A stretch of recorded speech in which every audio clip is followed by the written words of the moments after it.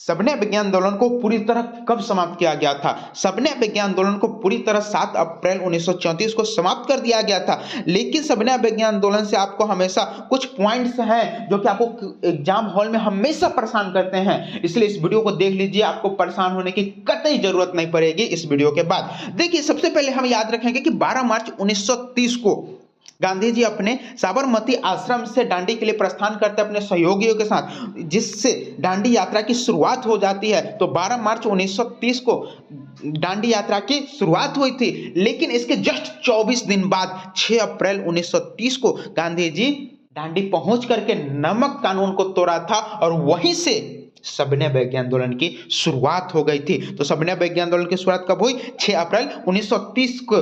इसके जस्ट अगले साल 5 मार्च 1931 को गांधी इरविबियम समझौता होता है, जिसके बाद सविनय विज्ञान आंदोलन को स्थगित कर दिया जाता है। लेकिन 1931 में जो द्वितीय गोलमेज सम्मेलन हुआ था, उसकी असफलता के बाद पुनः 3 जनवरी 1932 को गांधी जी सविनय विज्ञान आंदोलन की शुरुआत करते हैं, याद रखेंगे। उसके जस्ट 2 साल बाद फिर से 7 अप्रैल 1934 को गांधी जी पूर्णतः सविनय विज्ञान आंदोलन को समाप्त कर देते हैं। नेक्स्ट सवाल की ओर बढ़ते हैं कि लिथलिंगो अगस्त घोषणा कब आया था? अगस्त 1940 में लिथलिंगो अगस्त घोषणा आया था।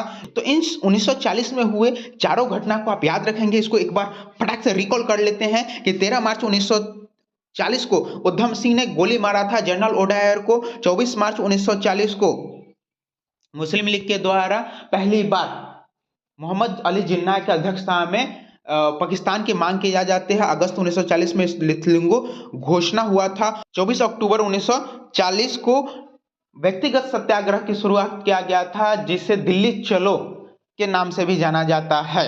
नेक्स्ट सवाल की ओर बढ़ते हैं कि निम्न में से कौन सा भारत छोड़ो आंदोलन के समय हजारीबाग से जेल से भाग गए थे? तो हजारीबाग जेल से भागने वाले थे जयप्रकाश नारायण। भारत छोड़ो आंदोलन के बारे में कुछ फैक्ट्स याद कर लेते हैं कि भारत छोड़ो आंदोलन की शुरुआत 8 अगस्त 1942 को हुआ था, लेकिन 7 अगस्त 1942 को कांग्रेस के अधिवेशन में इसको पेश किया गया था, जिसको 8 अगस्त 1942 को इससे मंजूरी मिल गई थी। और ये हुआ था बंबई के ग्वालियर टैंक में। इसकी अध्यक्षता मौलाना अब्दुल कलाम आजाद कर रहे थे, वहां पे इसको स्वीकृति मिल गई थी। 9 अगस्त 1942 की पहली सुबह ही महात्मा गांधी और उनके सहयोगियों को गिरफ्तार कर लिया जाता है, और जहां पे महात्मा गांधी को आगा खां पैलेस में महात्मा गांधी, सरोजिनी नायडू और महात्मा गांधी की पत्नी कस्तूरबा गांधी को आगा खां पैलेस में रखा जाता है, जहां पे बाद में चल करके कस्तूरबा गांधी की वहीं पे मृत्यु हो जाती है। पंडित जवाहरलाल नेहरू को अलमेरा जेल में रखा जाता है, डॉक्टर राजेंद्र प्रसाद को बांकीपुर जेल में, और मौलाना अब्दुल कलाम आजाद जिन्होंने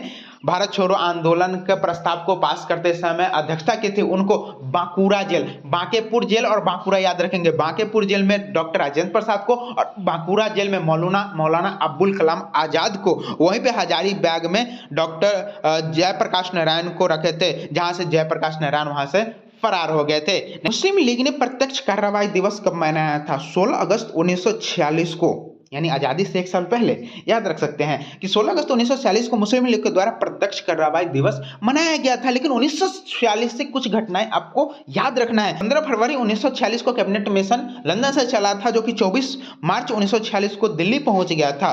तो याद रखेंगे 1946। और 18 फरवरी 1946 के बारे में आप याद रखेंगे कि नौसेना विद्रोह हुआ था, जो कि आगे चल के सरदार पटेल और मोहम्मद अली जिन्ना के कहने पर आंदोलनकारियों ने आत्मसमर्पण कर दिया था। वहीं पे 2 सितंबर 1946 को पहली बार पंडित जवाहरलाल नेहरू की अध्यक्षता में अंतरिम सरकार का गठन किया गया था। तो इस चारों पॉइंट को आप याद रखेंगे। 1946 में घटना जो हुई थी। आयोडीन प्राप्त होता है समुद्री शैवाल, जिसे लाइमेरिया शैवाल कहते हैं, उससे आयोडीन प्राप्त होता है। समुद्री पानी से NaCl यानी नमक प्राप्त होता है, आयोडीन नहीं। नेक्स्ट सवाल को बढ़ते हैं। मछली के लीवर में होता है क्या विटामिन ए? नहीं।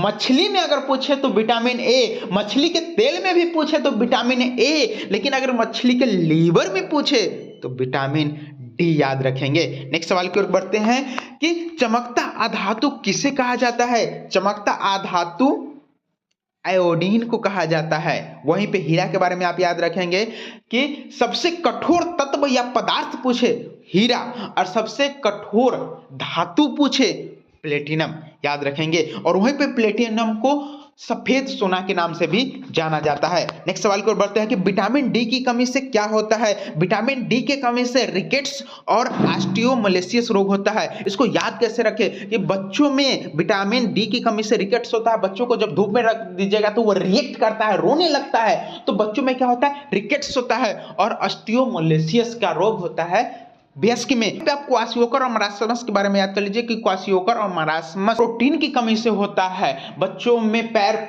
सिकुड़ जाता है और पेट फूल जाता है, जिसे क्वाशियोकर या मरासमस रोग कहते हैं। नेक्स्ट सवाल की ओर बढ़ते हैं कि जल में घुलनशील है। बीसी जल में घुलनशील है, लेकिन विटामिन ए, डी, के, ई जल में घुलनशील नहीं है, तो इसका राइट आंसर ए होगा।